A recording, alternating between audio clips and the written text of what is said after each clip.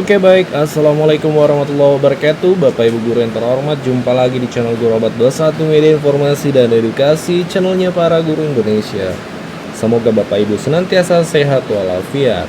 Di video kali ini Bapak Ibu ada informasi terbaru nih untuk rekan-rekan guru. Ini kabar baik mulai nanti 20 Maret 2025. Oke, ini sesuai dengan juknis yang dikeluarkan oleh Kementerian Pendidikan setiap tahun dan itu selalu sama. Beberapa tahun terakhir ini kami pantau selalu sama. Sehingga besar potensi kemungkinan tahun ini pun sama. Oke, kita to the point. Oke Bapak Ibu, ini dia ya.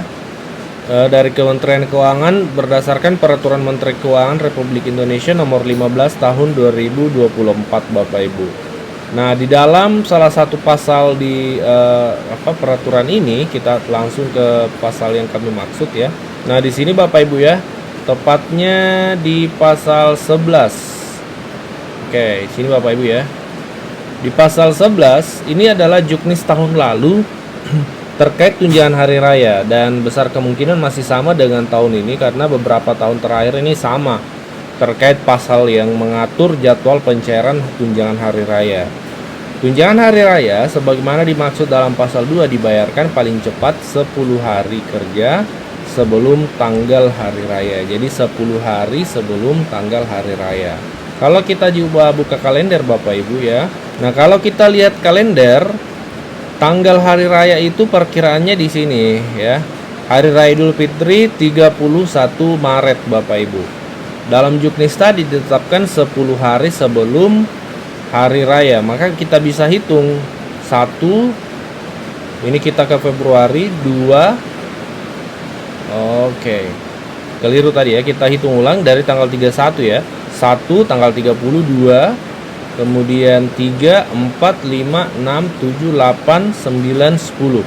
Jadi tanggal 20 kenanya mulai jadwal pencairan tunjangan hari raya 2025. 20 Maret 2025, 10 hari sebelum hari raya. Dengan demikian, mulai tanggal 20 Maret kita sudah bisa menantikan tunjangan hari raya tahun 2025. Nah, siapa saja penerima THR yaitu di pasal 3 disebutkan aparatur negara. Yang pertama PNS dan CPNS, P3K, prajurit TNI, anggota Polri, dan pejabat negara. Ini penerima THR dari pemerintah. Terus apa saja komponennya? Itu yang pertama disebutkan di pasal 6. Tunjangan hari raya dan gaji 13 itu terdiri dari gaji pokok Bapak Ibu, kemudian tunjangan keluarga, tunjangan pangan, tunjangan jabatan, dan tunjangan kinerja. Nah, untuk guru semoga pasal terkait ayat ya, ayat maksud kami ayat yang seperti tahun lalu kembali ada Bapak Ibu. Ayat itu berbunyi seperti ini. Nah, di ayat 15 ya, ini kami zoom. Dalam hal guru atau dosen yang gaji pokoknya bersumber dari APBN dan tidak menerima tukin dapat diberikan tunjangan profesi guru 1 bulan. Semoga pasal ini atau ayat ini tetap ada di juknis tahun 2025 nantinya. Kalau ada maka tahun 2025 Bapak Ibu juga akan tetap mendapatkan tambahan 1 bulan gaji pokok dalam THR-nya Bapak Ibu. Kita tunggu juknis untuk tahun 2025. Kami akan update jika ada Bapak Ibu. Nah, sebagai tambahan informasi untuk Bapak Ibu guru yang mendaftar P3K kemarin, ini ada informasi dari edaran Kementerian Dalam Negeri ya. Terutama untuk Bapak Ibu yang belum lulus P3K, itu terkait gaji paruh waktu. Jadi Kementerian Dalam Negeri ini Bapak Ibu tetap berpihak dengan mengeluarkan edaran untuk kepala daerah. Ditujukan kepada kepala daerah. Seperti apa edarannya? Mari kita lihat. Nah, ini edarannya Bapak Ibu kami sudah dapatkan. Kementerian Dalam Negeri Republik Indonesia edaran dikeluarkan 16 Januari 2025 ditujukan untuk bupati atau wali kota, gubernur ya. Nah, seperti apa edarannya kita baca sama-sama. Sehubungan dengan pelaksanaan Undang-Undang Nomor 20 Tahun 2023 tentang Aparatur Sipil Negara dan keputusan Menpan RB Nomor 16 2025 tentang pegawai pemerintah dengan perjanjian kerja paruh waktu, nah, dengan hormat disampaikan sebagai berikut. 1. Berdasarkan pasal 66 Undang-Undang nomor 20/2023 dinyatakan bahwa pegawai non-ASN atau nama lainnya wajib diselesaikan penetaannya paling lambat Desember 2024 dan sejak undang-undang tersebut mulai berlaku. Instansi pemerintah atau pemerintah daerah dilarang mengangkat pegawai non-ASN atau nama lainnya selain pegawai ASN. Oke. Oleh karena itu, dalam rangka penetapan pegawai non-ASN, Pemda harus menyelesaikan pengangkatan pegawai non-ASN yang terdaftar dalam database pegawai non-ASN BKN menjadi P3K paruh waktu. Oke, apabila masih mengangkat lagi pegawai non-ASN, maka akan diberikan sanksi sesuai dengan peraturan perundang-undangan. Jadi, yang pertama bahwa disampaikan dalam edaran ini untuk daerah ya mengangkat ya menyelesaikan pengangkatan pegawai non ASN yang terdaftar di database BKN kemarin itu yang pendataan ya untuk menjadi P3K paruh waktu.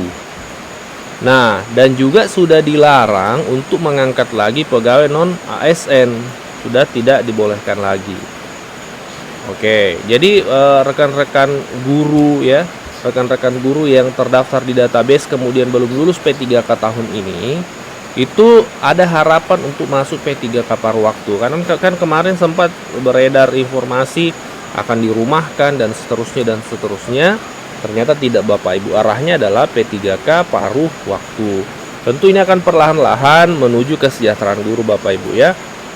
Kemudian kedua, pengaturan penganggaran gaji bagi pegawai P3K paruh waktu dilaksanakan berdasarkan diktum pertama, diktum ketiga, dan diktum ke-19. Dan diktum kedua keputusan Menteri Dalam Negeri. Ya, di keputusan yang lain ya, ini terkait penganggaran gajinya. Di poin ketiga, pemerintah daerah mengalokasikan anggaran belanja dalam APBD untuk kebutuhan pelaksanaan anggaran P3K paruh waktu dengan menggunakan klasifikasi, kodifikasi, dan nomenklatur perencanaan pembangunan dan keuangan. Ini nomenklaturnya Bapak Ibu ya. Oke. Kemudian keempat, apabila anggaran belanja jasa pegawai paruh waktu belum tersedia atau belum cukup di APBD tahun anggaran 2025, Pemda dapat menggunakan belanja tidak terduga dengan cara melakukan perubahan peraturan kepala daerah tentang penjabaran APBD. Jadi bahkan Kemendagri menghimbau, menyampaikan kepada kepala daerah, kalau misalnya anggaran belanja untuk gaji P3K paruh waktu itu belum tersedia di 2025 atau mungkin belum cukup, bahkan diarahkan agar pemerintah daerah ini menggunakan belanja tidak terduga. Jadi memang ditekankan agar ada anggaran gaji untuk P3K paruh waktu ini. Nah, terkait seperti apa juknis untuk penggajiannya, itu tadi disebutkan di sini Bapak Ibu ya, di peraturan reformasi Permenpan RB nomor 16 2025 tentang P3K paruh waktu. Kami akan bahas di video berikutnya. Di video kali ini kami hanya fokus menyampaikan edaran dari Kemendagri ini tentang penganggaran gaji bagi P3K paruh waktu di tahun 2025. Semoga guru-guru yang belum lulus P3K tahun ini dan masuk P3K paruh waktu, kesejahteraannya paling tidak kepastian profesinya untuk tetap sebagai guru di sekolah itu terjamin ya. Jadi tidak dirumahkan tapi tetap bisa mengabdi sebagai P3K paruh waktu. Kami akan update informasinya di video-video berikutnya Bapak Ibu. Wassalamualaikum warahmatullahi wabarakatuh.